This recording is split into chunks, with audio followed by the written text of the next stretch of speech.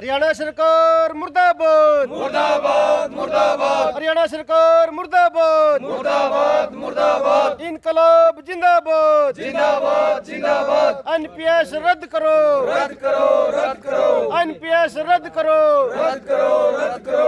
इनकलाब जिंदाबाद जिंदाबाद जिंदाबाद। हरियाणा सरकार मुर्दाबाद मुर्दाबाद मुर्दाबाद। एनपीएस रद्द करो रद्द करो रद्द करो। एनपीएस रद्द करो रद्द करो रद्द करो। ओपीएस लागू करो लागू करो लागू करो। इनकलाब जिंदाबाद जिंदाबाद जिंदाबाद। हरियाणा सरकार मुर्दाबाद मुर्दाबाद मुर्दाबाद। राम राम भाई, सारे भाइयों ने मैं हूं आपका दोस्त विक्रम शौकंद। आजकल विक्रम यूट्यूब चैनल पर आपका स्वागत करता हूं। आज हम पहुंचे हैं भाई नरवाना बस स्टैंड के अंदर और यहां पे हमारे साथ कुछ अधिकारी हैं, जो ड्राइवर कनेक्टर हैं, वो सभी मौजूद हैं। इनसे बातचीत करेंगे भाई, इनने जो हड़ताल कर रखी है इनकी क्या मांग है, सारी बातों पर बात करांगे। अरे अपने राष्ट्रव्यापी हड़ताल का पालन कर रहे हैं और इनसे बातचीत भी करांगे। राम राम भाई साहब। राम राम भाई। तो भाई साहब, जो आज आपका जो हड़ताल का जो मेन मकसद है, क्या आपकी मांगे हैं?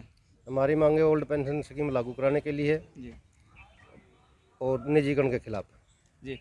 तो जो आज राष्ट्रव्यापी हड़ताल की है, इसमें कौन कौन से डिपार्टमेंट आपके साथ हैं सर राष्ट्रव्यापी हड़ताल में? इस राष्ट्रव्यापी हड़ताल में लगभग सभी डिपार्टमेंट, जिसमें एजुकेशन, पीडब्ल्यूडी या आंगनबाड़ी वर्कर, कुछ भी मतलब जो भी डिपार्टमेंट लगभग सारे ही इसमें हड़ताल पर हैं। सभी हड़ताल पे हैं? हाँ, रोडवेज के साथ साथ सभी हड़ताल पे है। इसमें सभी की, जैसे ओल्ड पेंशन स्कीम है जी, उसको लागू करना, ये सभी की मांगे हैं। दूसरे जैसे हमारे परिवहन विभाग में है, तो हमारे विभाग में जैसे 10,000 बसों का बेड़ा बढ़ाया जाए। ये प्रतिदिन घटती जा रही है, पक्की भर्तियाँ नहीं की जा रही जी, कच्ची भर्ती है, कच्चे कर्मचारियों को पक्का नहीं किया जा रहा। बिल्कुल। तो इसके लिए हड़ताल का होना जरूरी है, जिससे सरकार को चेताया जा सके। जब तक सरकार को चेताया नहीं जाएगा तब तक मतलब सरकार जागेगी कैसे? ठीक, तो इसके लिए इस साझा मोर्चा की तरफ से इस हड़ताल का आह्वान किया गया रोडवेज के लिए। और राष्ट्रव्यापी हड़ताल की 2 दिन की काल थी, 28 और 29 की, और जो पूर्ण रूप से आपको असर दिखाई दे रहा है इसके लिए। जी जी बिल्कुल। तो अभी हमारे साथ जो प्रधान जी थे, इनसे बात हुई कि इन्होंने बताया कि जो राष्ट्रव्यापी हड़ताल है इसका पूर्ण रूप से सफल है, ये इनका मानना है। तो हमारे साथ दूसरे साथी हैं, इनसे बातचीत करेंगे। राम राम जी। राम राम जी। पहले तो मैं बता देता हूँ, मेरा नाम रामन्यास, प्रदेश प्रवक्ता साझा मोर्चा हरियाणा। जी। तो प्रधान जी, जो आपने 2 दिन की राष्ट्रव्यापी हड़ताल का आह्वान किया हुआ था, इसका कितना का असर आप मानते हो, जैसे आपके साथी ने बताया? साथी, आपने जो प्रश्न पूछा है कि हमने राज्यव्यापी हड़ताल का आह्वान किया था, हमने राज्यव्यापी हड़ताल का आह्वान करने से पहले देश और प्रदेश में है ना सरकार को शांतिपूर्वक तरीके से है ना धरने प्रदर्शन दिए, गेट मीटिंग हुई और पूरे देश में हमने सरकार को अपनी मांगों के लिए अवगत कराया था। राष्ट्रीय 11 ट्रेड यूनियन, किसान संगठनों और जन संगठनों ने मिलकर इस राष्ट्रव्यापी हड़ताल का आह्वान किया था। राष्ट्रव्यापी हड़ताल में टाइम भी सरकार को, भारत सरकार को और हरियाणा सरकार को दिया गया था कि जो कर्मचारी विरोधी नीतियां हैं, आम जनमानस, किसान मजदूर के प्रताड़ित करने की जो नीतियां हैं, उन नीतियों को बंद करे और जो जायज़ मांगे हैं कर्मचारियों की है, किसानों की है, आम जो जनमानस की मांगे हैं, उनके लिए सरकार बातचीत के लिए आए। परंतु सरकार ने अठधर्मिता दिखाते हुए हमें हड़ताल के लिए मजबूर किया है। जी। ट्रेड यूनियनों के संविधान के अनुसार, जो श्रम कानून है 1936 के, उनके अनुसार कर्मचारी का संवैधानिक अधिकार है कि वो प्रताड़ित है तो वो अपना वर्क सस्पेंड कर सकता है। हमने है, चाहे वो रोडवेज है, बिजली बोर्ड है, अन्य जो सारे विभाग है देश प्रदेश के, बैंक है, रेलवे है, हमने किसी को जाम नहीं किया। कर्मचारी स्वेच्छा से अपना काम सस्पेंड करके बैठे हैं, शांतिप्रिय तरीके से बैठे हैं। और उसके कारण सरकार जो वैकल्पिक व्यवस्था जो सरकार ने बनानी थी, आम जनमानस को जो सुविधा देनी थी, वो पूर्ण रूप से जिम्मेवारी सरकार की थी। सरकार ने वैकल्पिक व्यवस्था नहीं बनाई, जिसके कारण सरकार की अव्यवस्था के कारण आम जनता को है नहीं परेशानी का सामना करना पड़ रहा है।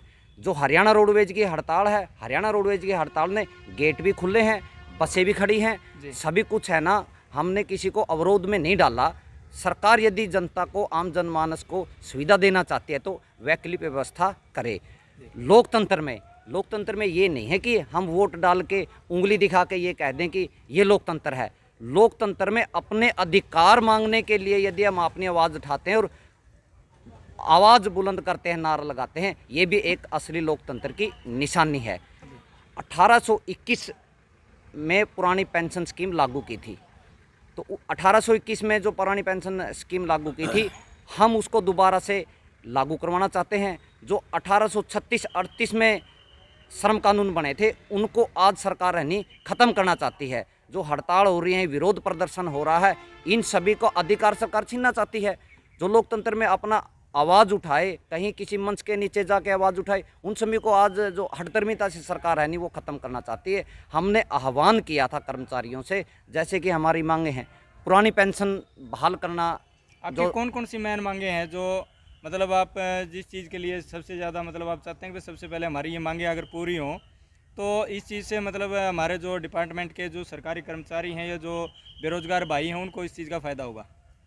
हमारी जो मांगे हैं, ट्रेड यूनियनों को आह्वान पे राष्ट्रव्यापी हड़ताल की गई थी। राष्ट्रव्यापी हड़ताल में हरियाणा प्रदेश शामिल है। इसमें सबसे जो मुख्य मांग है वो थी पुरानी पेंशन बहाली। हमारे अर्धसैनिक बल हैं, रेलवे है, बैंक है, बिजली है, सभी जो हेल्थ है, सभी जो विभागों में कर्मचारी अपनी पूरी उम्र काम करता है, काम करने के बाद जो सेवानिवृत्त हो जाता है तो सम्मानजनक जीवन जीने के लिए पुरानी पेंशन लागू की गई थी जी। सरकार ने वो हमारा अधिकार छीन लिया। लाखों करोड़ों रुपए जो है वो कंपनियों के पास चले गए हैं। यदि सरकार उन एमपीएस को ख़त्म करके ओपीएस में वो लागू कर देती है तो लाखों रुपए सरकार को आमदनी होगी। कोरोना जैसी जो महामारी है, सरकार कह रही है कि हमारे पास खजाना खाली हो गया। खजाना खाली नहीं होगा, खजाने में पैसे आएंगे और पैसे से कर्मचारियों का भी भला होगा और आम जनमानस का भी भला होगा। उसके बाद है सबसे बड़ा मुद्दा है निजीकरण। सरकार आज जो भी नीतियां लेके आ रही है, एयरलाइंस है, रेलवे है, परिवहन है, बिजली है, ये तमाम जो सरकारी विभाग थे इनका निजीकरण सरकार कर रही है। संविधान की अनुसूची 19B के तहत संविधान में लिखा हुआ है कि सरकारी विभागों का निजीकरण नहीं किया जा सकता। संविधान के जो कानून है उनको ताक पे रख के देश और प्रदेश की सरकार आज निजीकरण के लिए बढ़ी हुई है। और जो कर्मचारियों के अधिकार हैं, जो कानून बनाए गए थे, जो जनमानस के हैं, किसान है, मजदूर है, आज सभी जो प्रताड़ित है, हम उसके लिए हमने हड़ताल का आह्वान किया था। सरकार ने वैकल्पिक व्यवस्था नहीं की, जिसके कारण ये जो बार बार बातें हो रही है कि रोडवेज जाम हो गई, बिजली चली गई या कहीं बिजली हेल्थ में कहीं दिक्कत हो गई, तो सरकार ने वैकल्पिक व्यवस्था नहीं की। और सरकार निजीकरण और पूंजीपतियों को सभी विभाग देना चाहती है। यदि सरकार के विभाग घाटे में है तो पूंजीपति खरीद क्यों रहे हैं, और यदि विभाग फायदे में है तो सरकार बेच क्यों रही है। ये ऐसे मुद्दे हैं। आपने देखा होगा कि कोरोना महामारी में पूरा वर्ल्ड इससे चपेट में आ गया था। इस कोरोना महामारी में जो पूंजीपति थे वो अपने घर बैठ गए थे। जो सरकारी कर्मचारी थे, सरकारी विभाग थे, उन्होंने देश और प्रदेश में सेवा करके, जन सेवा करके है ना, एक मिसाल कायम की है। और वो जो सरकार कोरोना योद्धा का जिसको तगमा देना चाहती है, उनकी सभी की मांगे हैं। हमारी वीरांगना, युद्ध की वीरांगनाएं हैं, सीआरपीएफ है, बीएसएफ है, तमाम ऐसे अर्धसैनिक बलें हैं, शहीद हो जाते हैं, उनकी वीरांगनाओं को पेंशन का लाभ नहीं मिलता।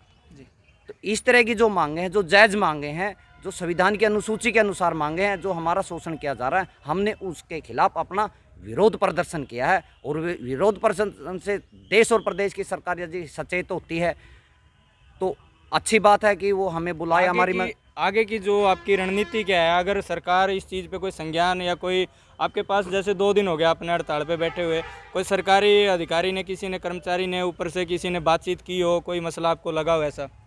सरकार ने हठधर्मिता से ट्रेड यूनियन या प्रदेश की यूनियन से, किसान संगठनों से कोई बात नहीं की। हमने राष्ट्रव्यापी हड़ताल का आह्वान किया था। राष्ट्रव्यापी हड़ताल में ये था कि जो सरकारी कर्मचारी है वो भाग लेंगे, लेकिन ये राष्ट्रव्यापी हड़ताल न होकर ये एक जन आंदोलन बन गया है। आज इसने हड़ताल का दूसरा रूप ले लिया कि ये हड़ताल जन आंदोलन बन गई है। और जब जन आंदोलन होता है तो परिवर्तन होता है। जो संघर्ष होता है, संघर्ष जो करते हैं हमारे किसान 13 महीने तक सड़कों पे बैठे रहे, सरकार तरह तरह के आरोप प्रत्यारोप लगाती रही, लेकिन 13 महीनों के संघर्ष में वीरांगनाओं और 750 किसानों ने शहादत देके वो अपनी बात मनवाई है। और हम भी जो हमारी जायज़ मांगे हैं उनके लिए संघर्ष कर रहे हैं। यदि 2 दिन की हड़ताल से सरकार नहीं हमारी मांगे मानती तो हम आगे मीटिंग करके और बड़ा आंदोलन करने के लिए मजबूर होंगे, जिसकी जिम्मेवारी पूर्ण रूप से सरकार की रहेगी।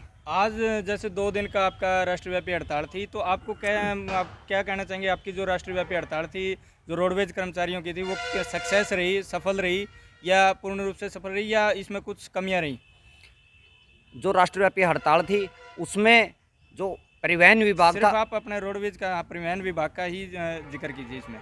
जो राष्ट्रव्यापी हड़ताल थी उसमें जो परिवहन विभाग के 16,000 कर्मचारियों ने शामिल हुए, उन्होंने अपना काम छोड़ा, वो पूर्ण रूप से सफल हुई और लगभग 16,000 के कर्मचारी और 3200 जो बसें थी उनके पूर्ण रूप से चक्के बंद हो गए।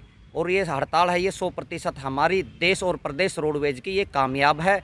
ये पूर्ण रूप से रोडवेज का कर्मचारी हड़ताल में शामिल है। जी, धन्यवाद। तो ये थे हमारे साथ रोडवेज कर्मचारी, और हमने इनसे बातचीत की, जो इनका विषय था, जो इनकी मांगे थी उनके बारे में जानने की कोशिश की, और जो इनकी मांगे हैं वो जायज़ भी हैं। तो कहीं ना कहीं हमें लगता है कि सरकार इस बारे में जल्दी से जल्दी संज्ञान लेकर के आगे इस तरह की आम जनमानस को कोई समस्या ना हो, उसके बारे में जल्दी से जल्दी संज्ञान लेके कोई फैसला करे। धन्यवाद। जय हिंद, भारत माता की जय।